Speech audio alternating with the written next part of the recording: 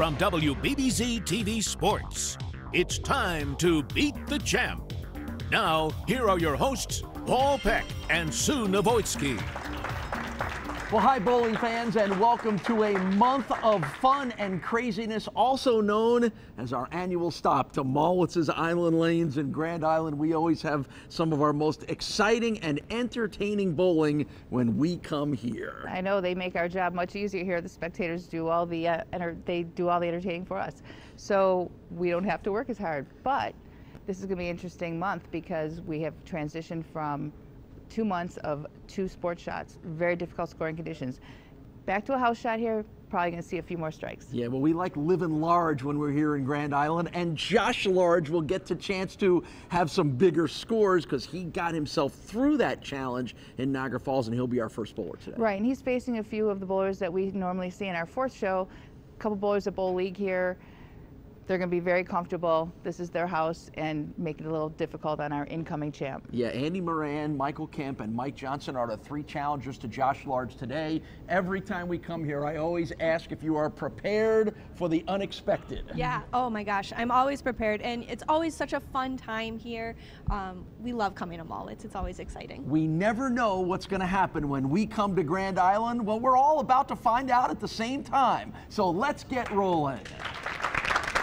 So here we go with our first match from Grand Island. It's Josh Large, our returning champion, against Andy Moran, a regular here at Mallwitz's Island Lanes and a regular on our show. I think he's been on almost every show that we have had here in Grand Island. This is his 4th appearance on Beat the Champ.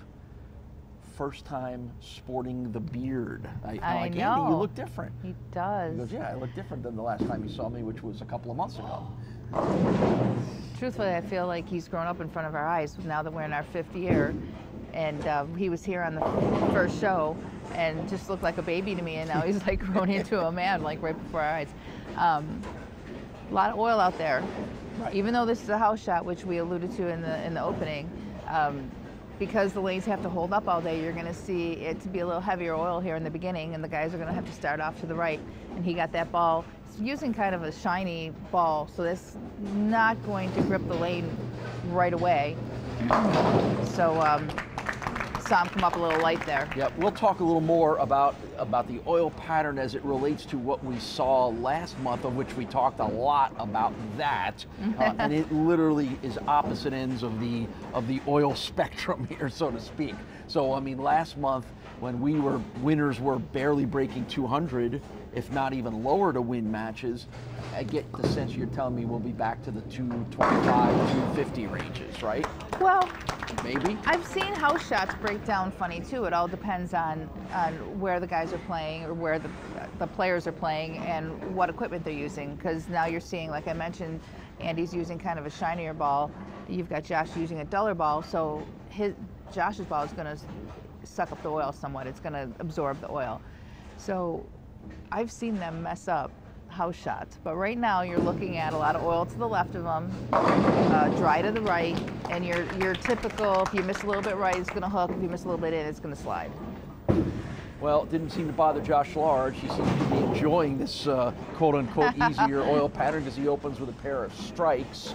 So now Andy Moran, who spared first frame, will come back at us. 1-3 is the overall record for Andy in his previous 4 appearances on the show. Last time we saw him was the last time we were here, which was in October of last year.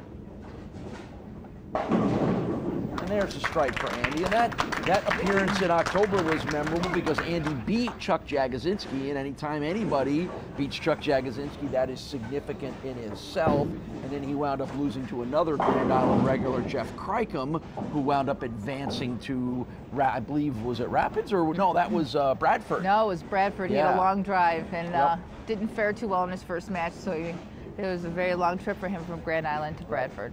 So, so Andy's got a little bit of that momentum from the last time we were here. Again, normally we're here, you know, once a year, but it's just the quirk of the schedule that we're here for, you know, twice in 4 months. Oh, what a great shot that was. So, like I said, normally we need a year to recover from our appearances here at Island Lanes. We do not have that benefit this time. You know what? You're not I was commenting, are actually you? happy that I was happy that we were coming back here this soon. And we're all in mid-season form here, so we're talking about, you know, February in the bowling world. You've been bowling now for 3-4 months. Your game is as good as it's going to get. You're as sharp as you're going to get.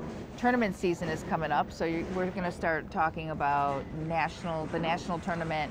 The state tournament will be coming up in you know, about 7-8 weeks. So everybody's buying new equipment, very sharp on their games. So this is where we should see our very best bowling. This is the 3rd month in a row that Josh Large has been on our show, 2 months in a row at the Rapids Bowling Center and then here in Grand Island. So talk about being on his game. 4th appearance on our show for Josh Large, 3 wins and 2 losses in the previous appearances. And remember, he was our winner of our last match at Rapids 2 weeks ago, and that gets him here to Grand Island. And you get a look at the Castellone Chrysler Dodge Jeep Ram scoreboard. And Janelle's got some of the early scores down there as the guys are putting some strikes on the board here. Yeah, because we got to be at Rapids 2 months in a row, the last show of the year and first show of the year. They wanted there to be, you know, some real competition and some, you know, level down scores, you know, and the bowlers like that. And I loved it. I right. thought it gave us a lot more to talk about. It gave us a lot more intricacies of the sport to discuss. And hey, we all love the big scores in any sport that we follow. But I thought it was incredibly interesting and challenging for the guys to know that a 190 was going to be enough. Right, and surprisingly enough, I did get a lot of input from, you know, from the community watching, and feel like bad for the bowler that, oh, you know, it was so tough. But the bowler actually likes that. They actually appreciate both. They like coming out here and having, you know, a little bit of a nicer shot and strike. Everybody likes to strike a lot, but they also like that challenge too. And you got to remember, they're on the same condition. You know, as long as you're on the same playing field, right, then, you know, sometimes 190 is a great score. Sure. Sometimes 250 is a great score. But everybody's on the same condition, so, you know, the fairness is there. You know, and again, these are the best bowlers in Western New York. That's why you see a lot of the same names on this show. That's why we try to emphasize the fact that this person's been on 4 times, this person's been on 5 times. Great shot. You know, Mike Zarcone's been on 37 times. I mean, there's a reason, you know, that those guys are as good as they are, and it's nice to push them in some different directions as well. This feels like a good time to take a short break. We'll be right back with more action on Beat the Champ. Instant replay on Beat the Champ is brought to you by Transit Lanes and Keglers. Join us for bowling, food, and drinks. Welcome back to Beat the Champ. Let's get back to the action here on WBBZ-TV.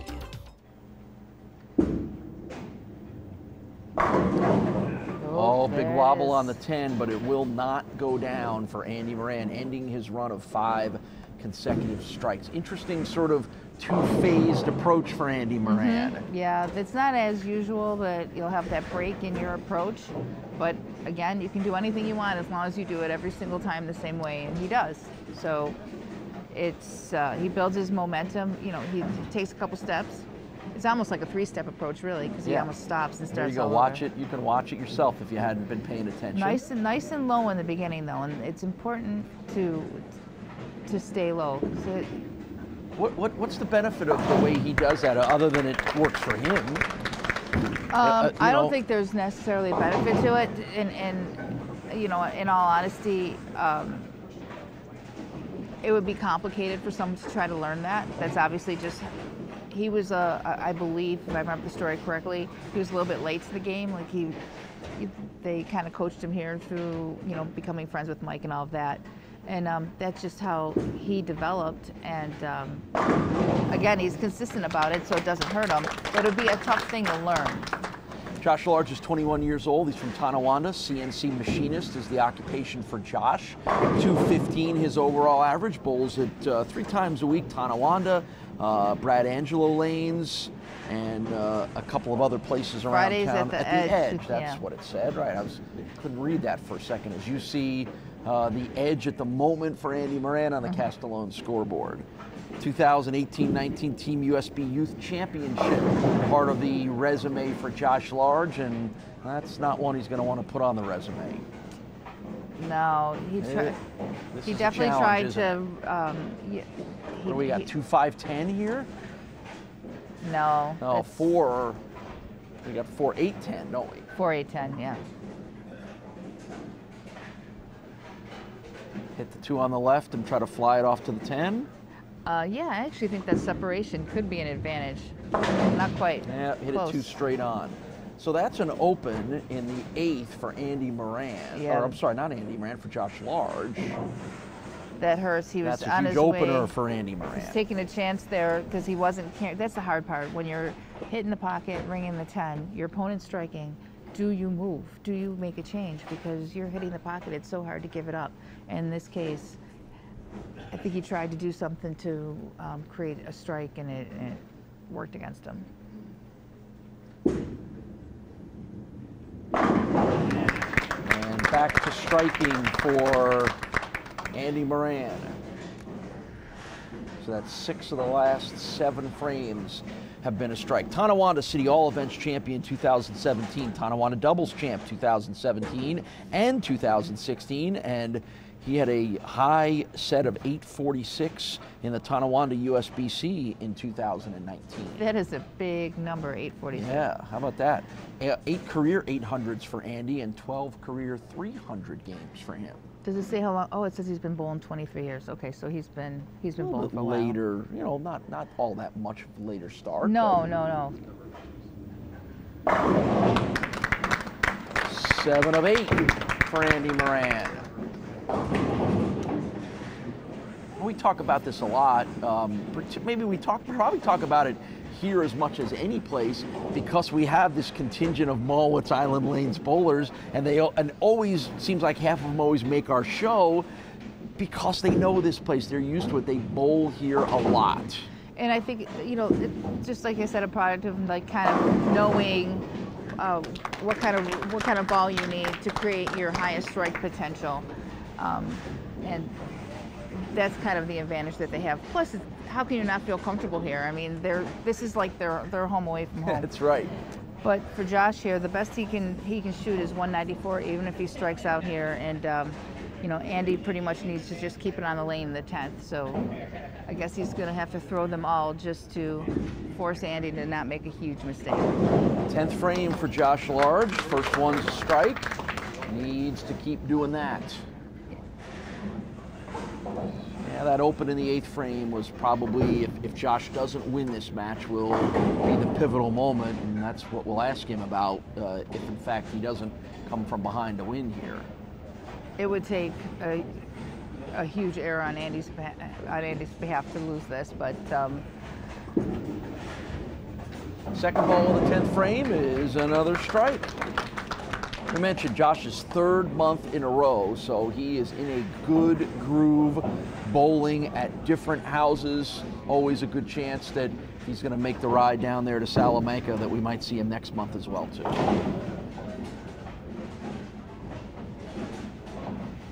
Big smile on Andy's face. He knows he just needs to keep it on the lane here.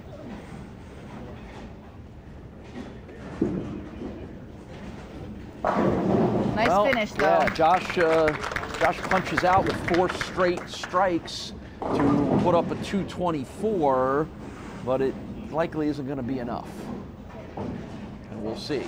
As Sue pointed out, Andy just needs to keep it on the lanes here in the 10th frame.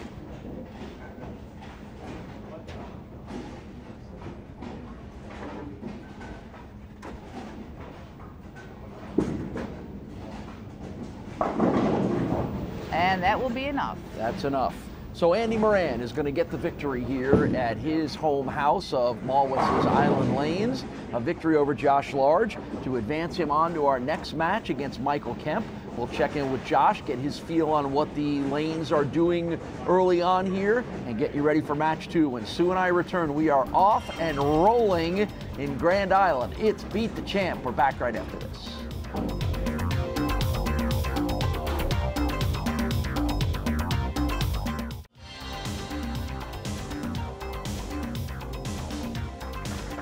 248 to 224, Andy Moran defeats Josh Lard. So everybody wants to know, after what happened last month at Rapids with the challenges of the oil patterns, how did this thing work out so far for you here today? It worked out pretty good, but my carry wasn't that great. He was carrying way better, threw the ball great. It's a great match. You've been on the show 3 months in a row. Always a good chance we might see you again next month as well. What is it about the way you're bowling right now that's been so successful? I've been more consistent over the past few months, I think, making more spares. Any reason why? More practice. There you go. That's what you love to hear, isn't it? Gotta love to hear more practice. Josh, I remember watching you a kid bowling in all the kid tournaments here, the youth tournaments, and you've always been solid here. You bowled solid today. I actually wish you would have bowled qualifying here, because I think today might have turned out a little different, but you bowled great. It was a solid match, and congrats, man. Thanks for having us. Oh, thank you. Here's some extra cash in your pocket to make it easier. Thank you. Hey, Josh, thanks for being a big part of the show the last couple of months. We might see him again next month in Salamanca, but we know we're going to see Andy Moran and Michael Kemp in his match number 2. It's coming up next.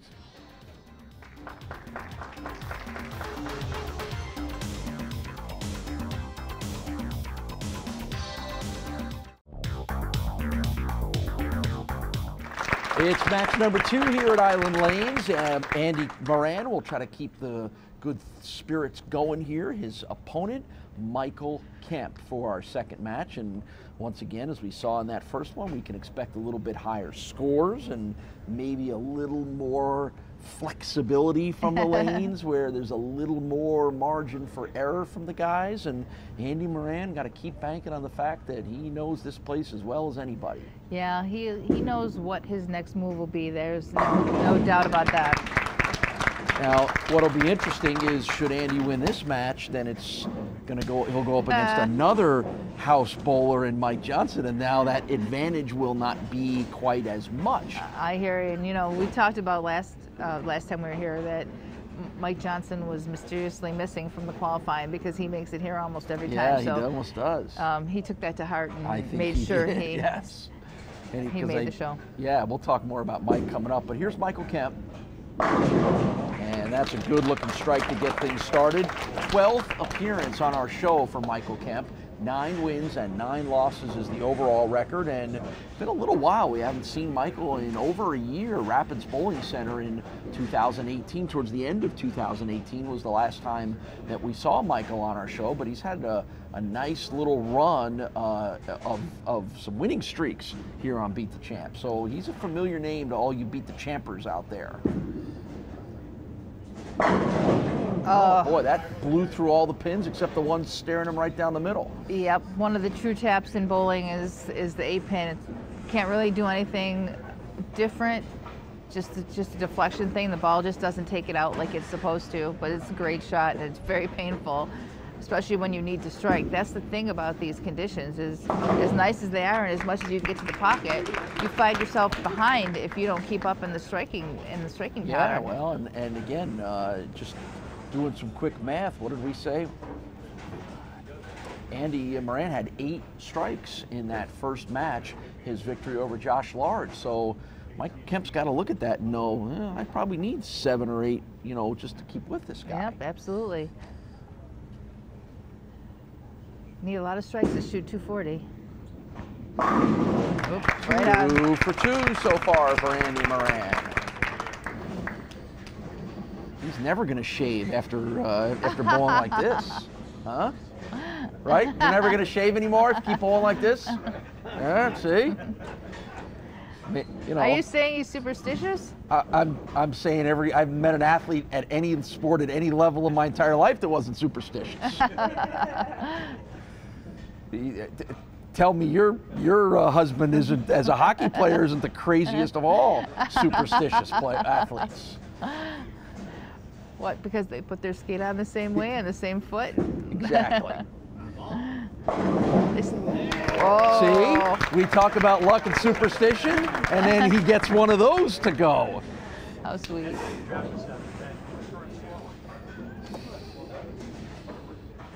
I think Michael Kemp's regretting shaving this morning now, right? Well, I have to feel like he knows these lanes a little bit. He did post up a 300 in That's right. qualifying. That should give him a little boost of confidence.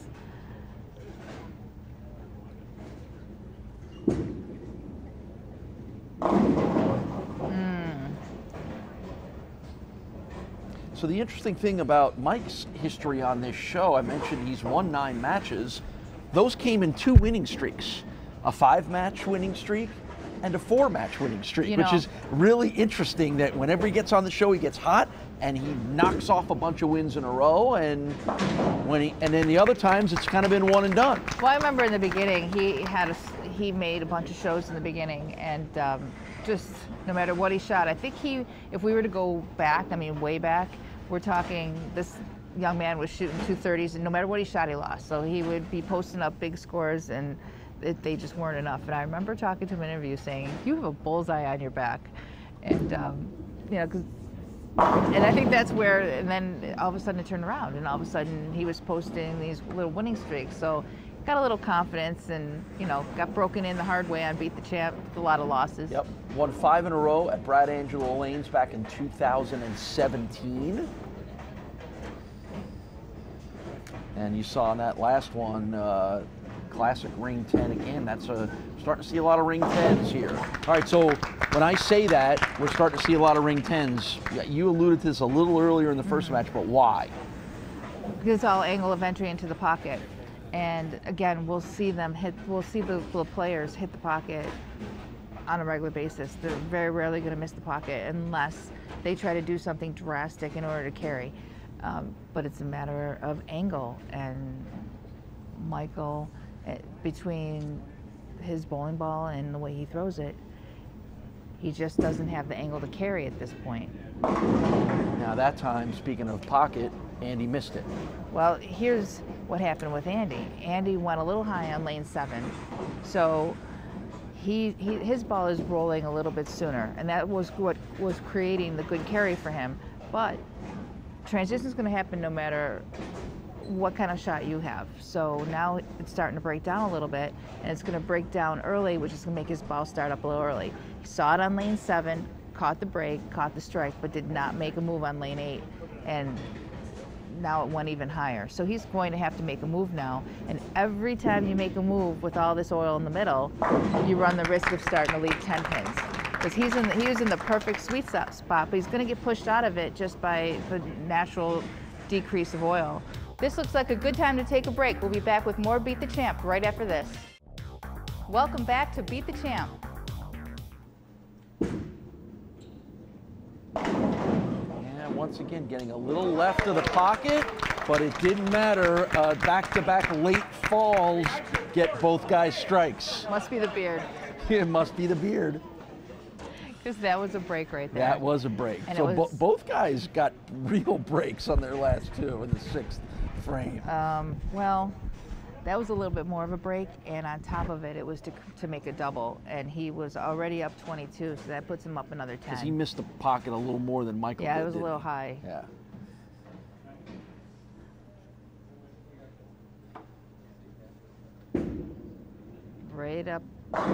Right up the second arrow, right up the 10. Yeah, I keep watching that, you can see it down the lane, that second long line towards the end of the lane, and right now Andy's ball literally cuts right down the middle of it almost every time. Yep, it's been very, and very that is accurate. lined up with the second arrow towards the approach.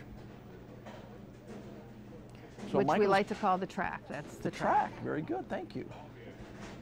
Michael's got some work to do here. And that one got a little right of that. If you're watching that line like I was, he got a little right of it, and then when it broke a little more to the left. And that's where the dry is. So, like I said, Andy's playing right on that line of oil to dry. And he's actually trying to pull a little bit into the oil. Because there's a lot of oil to the left of him. He just got that, and Michael just got that into the dry a little bit. 8th frame now for Michael Kemp.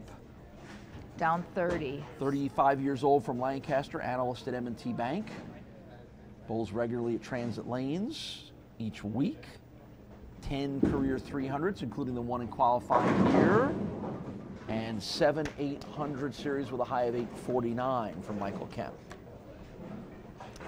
Yeah, this is one of those things where, you know, the bowlers end up making the show based on how they qualify. So Andy was our high qualifier after the top 24, so he's our first player. Obviously, he'll have the most potential to bowl the longest here because he bowled the best here.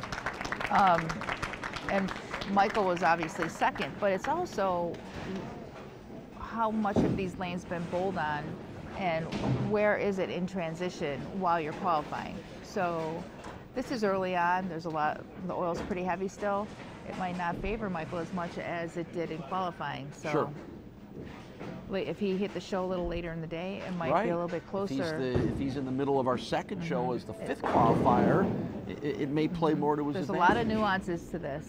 Yeah, and that's what we try to do our best to bring to you, and I find incredibly interesting is sometimes, you know, it's the luck of the draw, it's the luck of when you bowl, it's the luck of who you're bowling against. You know, all those things come into play, and all those things have to be adjusted for as a bowler in order to get the maximum out of your talents. Right. And you have to be prepared, and that's where I think maybe the bowlers that bowl here all the time have a little bit of an advantage, a tiny advantage, because they know the nuances of the lanes and how they're going to break down, because they, through their course of league bowling, they see it every single week. They start in one spot and inevitably finish in another spot and know what they have to do. So that plan is already in their mind, where someone that doesn't bowl here on a regular basis kind of has to think it through and kind of predict what's going to happen and be prepared for it. Mm-hmm. Yeah, it doesn't always prove to be a huge advantage, but I think we've seen through the course of this show that being a particular house bowler or comfortable or familiar with a particular house does come into play. Right. You know, sometimes when you're bowling great bowlers who can bowl anywhere, it doesn't matter. Well, the last 2 months at Rapids, that didn't play true because they changed the shot on. Right. So that's a shot that even if you bowled at Rapids 7 days a week, you wouldn't have been very familiar with. Exactly. Lots of variables. There may be as many variables in this sport as any sport. Right, and people don't realize it because you can't see your obstacles, because you can't, we had talked when they use the blue. Yeah, if you watch the PBA Tour television events. Right, but to look right at this, every lane looks the same. Good strike, one of the best ones of the day for Michael Kemp, comes in the 9th frame. It's funny how, though, that swing gets a little looser when it doesn't matter. I mean, he has pretty much no chance of winning this match, because I'm pretty sure that Andy's not going to throw 4 gutter balls in a row. Yeah, you think so? So then all of a sudden the swing gets a little bit looser, and all of a Mallwitz sudden... wouldn't let him back in the building if that happened. Yeah. He wouldn't want to come back in the building if that happened. Well, you're right. It wouldn't be Mike he'd have to deal with. It'd have to be the rest of the Mallwitz Mafia. 2 in a row for Mike Kemp. To finish out strong here. And we saw that in the last match with Josh when he was pretty much mathematically out of it. All of a sudden the strikes, those pins all started to fall down. So yeah, a little relaxation that comes into play, right? Yep, swing gets a little bit looser. And, you know, I'm not 100% convinced they're not trying anything, because I really don't know what's in their mind, but it's pretty coincidental that all of a sudden the pins fall a little easier when it doesn't matter anymore. Well, big ring 10 on that one will not allow Michael to end on strikes. No, and that's, he needed them all just to make Andy not make a mistake. So right now, Andy's got this match. All right, so it's going to be another win, 2 in a row for Andy Moran, with victory over Michael Kemp and a chance to sweep the week, as Andy Moran's going to battle one of his buddies and one of the Mallwitz regulars. We'll get you ready for that match, and we'll check in with Michael Kemp when Sue and I return to Grand Island. It's Beat the Champ. We're back after this.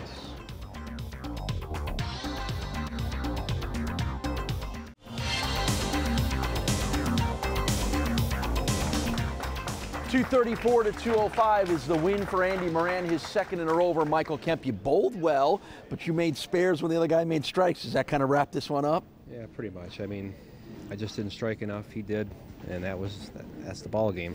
What'd you learn about the lane conditions? What's going to be the challenge for the guys moving forward?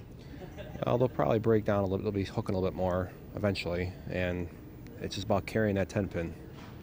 So. Yeah, well, you're not the first guy to have experienced that. What'd you do to the 10 pins this week, Mallwitz? Well, he didn't have a problem carrying the 10 pin in qualifying. I want to say congrats on your 300 in qualifying. That was great. Thanks. But I mean, the 10 is always tough to get out.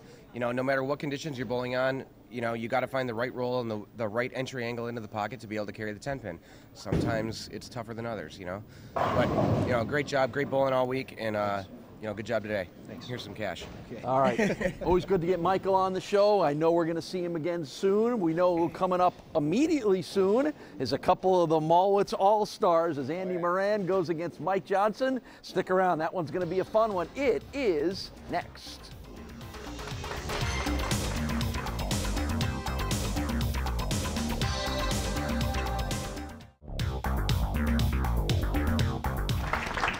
Oh, it's a real Grand Island battle here for our final match of week number 1 at Mallwitz's Island Lanes as Andy Moran will try to get a 3rd win in a row, but he's going to have to go through one of his buddies and one of the Mallwitz Island Lanes regulars in Mike Johnson.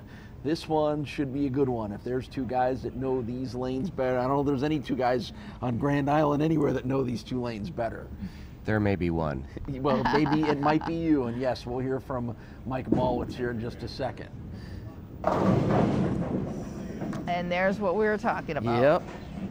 Saw the look on Andy's face to give you the feel for that's not how he wanted to start it. So yes, it's always fun to welcome in the proprietor here at Mallwitz's Island Lanes, Mike Mallwitz, and couldn't be a better match for you to be here because you are the expert on these 2 guys. Oh, this is great. When I first saw that Andy was first qualifier and Mike Johnson was 3rd, I'm like, I just want to see that match because that's going to be great. This should be a lot of fun.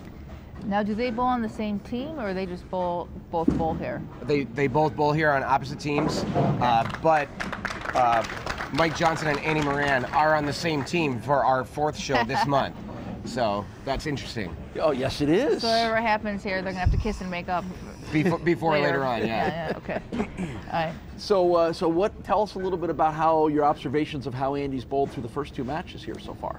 Andy's actually bowled the way he's been bowling the last couple months. He is so solid lately, it's unbelievable. He's just rolling it very well. It's coming off his hand good.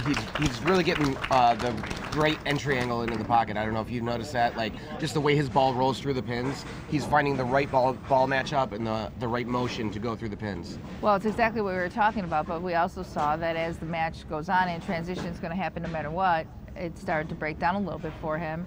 And I said one of the things that happens to everyone is when you have to move, sometimes your angle to the pocket is definitely going to change, and now all of a sudden you start leaving those 10 pins, or in this case you saw he went a little bit light on his first shot. Right. So. He's going to have to figure that out, but he's bowled here enough. I think he might be able to do that. Right, and we talk about that too. It's like here you're comfortable, you know what the transitions are going to be. And but the difference is now you've got your opponent coming on, and this is the only condition they've seen. So you're in the middle of changing, and they're just starting out, seeing what they see. Exactly. So it always seems like even though you're the champ, it's almost like a constant game of exactly. Well, Mike Johnson's already setting a little tone with his strikes in the first 2 frames, and Andy knows he's going to be in for a battle here today in this, our 3rd match of the day. Andy has won the first 2, 248, 224 over Josh Large, 234, 205 over Michael Kemp. So big scores by Andy. Mm-hmm. I didn't see Andy warm up, but I was kind of thinking after that last match that he should have tried a different ball in practice. Exactly. And I don't think he did, and I'm thinking that might be a problem. I think he should have, because once he moved a little inside, he's going to leave that flat 10, right, or the 2 pin that he just left. So I don't know. We'll find out. That's something you can never do against Mike Johnson. That's tough open there as he misses the single pin spare in frame number 2, and you know, again, it's funny. Andy bowled with incredible confidence in those first 2, and then he misses that one on the first frame, and his look on his face was kind of like set himself a tone here a little bit. I'm sure we could speak as bowlers. You can have the best shot in the world and be as sure of it. As soon as you're pushed out of it, and you have to start making choices. Now, do I look further down the lane and stay where I was? Do I change balls and try to stay where I am? Do I move in and soften up, right? Now all of a sudden Yeah. you've got to make all these choices and you got to make the right one. No doubt on that 10 pin, he's thinking about what created that 10 pin and what he has to do to change it, and totally dismisses the 10 pin and misses it because his mind is on that first What shot. do I do? What am I going to do? What do in I the have next to do to frame? strike? Yeah. Now Yeah, all of a it's sudden crazy. you You can- find yourself in a huge hole. Yeah, you can be so locked in, and then the lanes start to change, and you just instantly become lost. And it's not like you're lost. You're still going to hit the pocket, but finding that right entry angle and the right way for the ball to roll through the pins. So you go from being invincible to, being back at square one, trying to figure the whole thing out. And like you said, Mike Johnson, this is the only thing he's bowled on all day. Mm-hmm. So it's almost like a disadvantage, the fact that you're You're bowled. transitioning and they're not. Right. We've officially, his name has officially been changed, by the way. Oh, that's awesome. House shoes. All right, so explain to everybody the origin of the nickname. I know I said it in the past on Be the Champ, but so we bowl at the sweeper over the summer, the tough shot sweeper, okay? The 1 week we drive all the way out to the bowling center, and Mike forgot his shoe bag. He forgot his bowling shoes. So he went bowling and forgot his bowling shoes. So he goes up to the front desk and he gets a pair of rental shoes, proceeds to make the cut and just run the table. He whacks them. So from that day on, everybody in the bowling community calls him Mike House Shoes Johnson. Did he leave those shoes or did he take them with him? He left them. Oh, that's He's not a nice. stealer.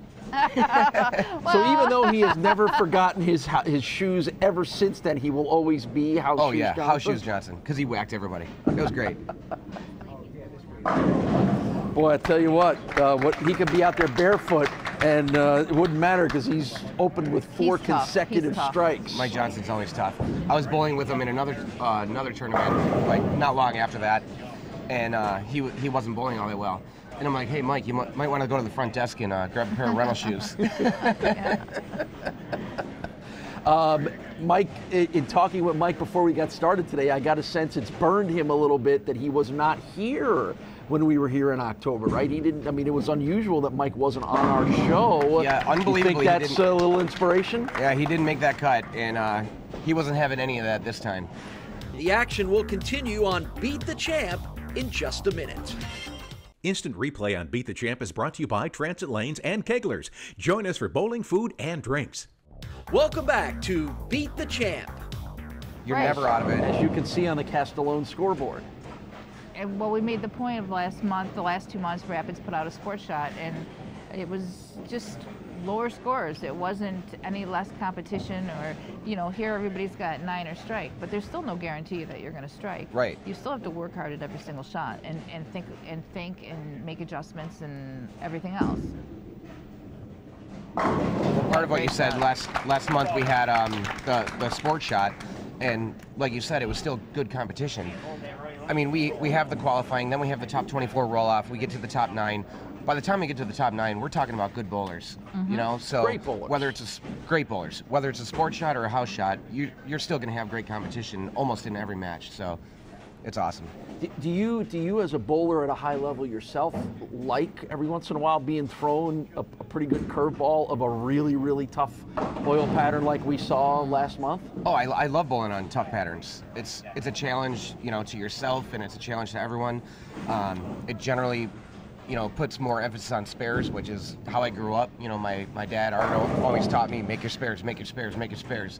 That's what I tell kids now. I'm like, make your spares. And, so it puts more emphasis on spares, which I love. But yeah. Speaking of spares, that was going to be a tough one for Andy. So that's a second open frame in the match for Andy Moran. And just when he was starting to spin it back to his way a little bit, that happens and moves the advantage back over to Mike Johnson. So you're always looking for the most room to miss a little bit, right? You're not going to have the world. You're always looking for the most room and still get the ball to roll through the pins the correct way, right? So right now, Andy's using a pro ball. And earlier in the match when I said I thought he should have switched balls, I thought he should have switched to a solid ball, maybe a little dull finish, to kind of blend that dry out a little bit, so when the ball hits the dry, it doesn't freak out like we just saw. Right. Exactly. That's kind of what we talked about in the beginning when we was talking about the shine versus the surface. So the pearlized balls are going to get through the front cleaner, which is going to retain the energy in the back end. So the duller balls will just read the lane a little bit sooner and smooth it out. So as you get more into the oil, you definitely want to smooth it out. You don't want to do anything erratic off the dry. So as that's kind of what we're talking about. As a guy who drills a lot of bowling balls and gets asked for advice a lot, how have you kept up on all of the variables and changes in the bowling equipment industry? Never stop learning. Whenever a ball manufacturer comes out with something new, you want to learn all about it. You know, you read all about it, you watch videos, you go to seminars, like, always learn. Yep, because inevitably, every so often, the ball comes out that everybody has to have that just seems to be the magical ball. Right now, I think it's probably the phase 2, phase 3. Yeah, the phase 3, yeah. Phase 3. We're running out of phases after a while here for all these. Well, speaking of where we are now, Mike Johnson's been awesome. 4 strikes, a spare, and then 3 in a row. And even though Andy's found himself a groove here, it's looking like it's a little too late. I don't want him to hear me right now, but the ball that I wanted him to switch to, we just drilled here yesterday. It was his a conspiracy, the radical conspiracy. He throws that ball so amazing. It's got a dull finish, and it would have blended this out perfectly. And he didn't switch to it. And I love both of them, so I didn't want to give any advice. Right. Well, so now I stayed out of it. that he's pretty mathematically out of it, it would be interesting if he would take it out and see what it would have done. All right, let's do it. That's 3 in a row for Andy. Andy, throw your conspiracy in the 10th. Just for fun. We're doing a scientific experiment here. He's color commentating, he's equipment advising, he's coaching. Mike Mallwitz does it all.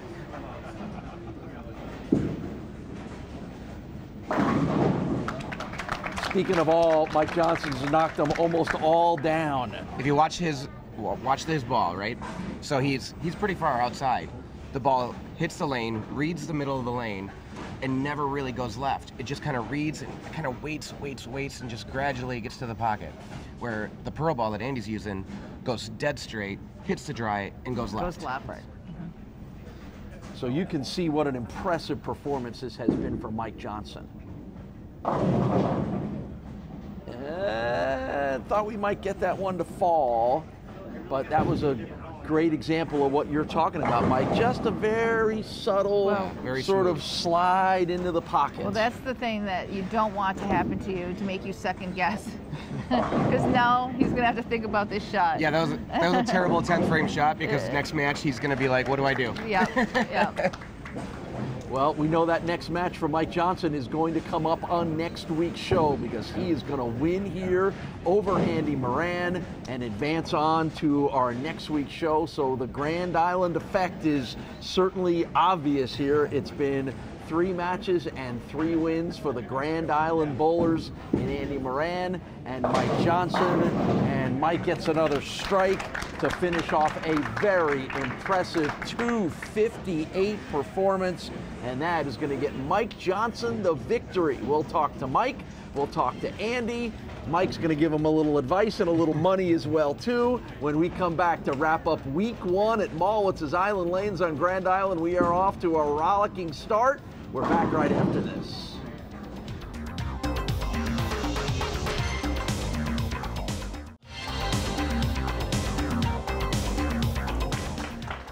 A big game of 258 gets Mike Johnson the victory over Andy Moran. Before we talk about this one, let's talk about the first 2. You were really in a nice groove. What was working so well? I mean, it was the same as I usually see on a Monday night here. I mean, lined up, just rip it and grip it, you know? Right. That's a good strategy. Now you come to this match, and right off the bat, you missed on the first frame, and you kind of had a look on your face. You know what I ran into? I ran into a buzzsaw over there. Ran into it. I was going to say, as soon as I said it, I'm like, I know what he ran into. He ran into Mike is what he ran into. Right. You knew coming into that match you were going to have to continue bowling that way, especially against There's a little transition. I didn't catch it quite quick enough, but, I mean, Mike's a great bowler. If you're not on your A game, you don't have a chance. Right. Okay, now tell him what he should have done. Well, I don't know if we aired that 10th frame of yours, but you switched your conspiracy, and you left a high flush 4, but I think you could have made that work. well, tell me before next time. Well, but then Mike would have been mad at him. Yeah, right. No advice given before the match. All right. Thanks for the commentary after. Sue. I know it's always fun here because you have that friendly competition of knowing each other, but kind of not seeing him change balls, did that affect your confidence level in this match? Yeah, it didn't hurt me. I mean, it's always a little awkward bowling. You know, me and Andy are real good friends, so, you know, it's tough. But, you know, the lanes were changing actually kind of fast on us there, and I picked up the right lane was a little sharper than the other, and got away with it early. Then, and plus he kind of gave it to me, so it worked out. Well, you got to make up for the fact you weren't here last month, because the last time we bowled here, because we really missed you. It's nice to see you back. I appreciate that. It was a little bit of redemption today for sure. I hope to keep it rolling. Let's make it run. All right, well, we'll see you next week. Yeah. All right, I'll be there. And he doesn't have to hear about it from everybody here again. And guess what? We're going to see Mike on next week's show. We're going to see Andy back again on the 4th show, and these two guys will be teammates in our annual Mallwitz's All-Star Showdown. So we're going to have a lot of fun. Sue and I are going to come back, wrap up week 1, get you ready for week 2. We are just beginning here on Grand Island, Mallwitz's Island Lanes. More Beat the Champ right after this.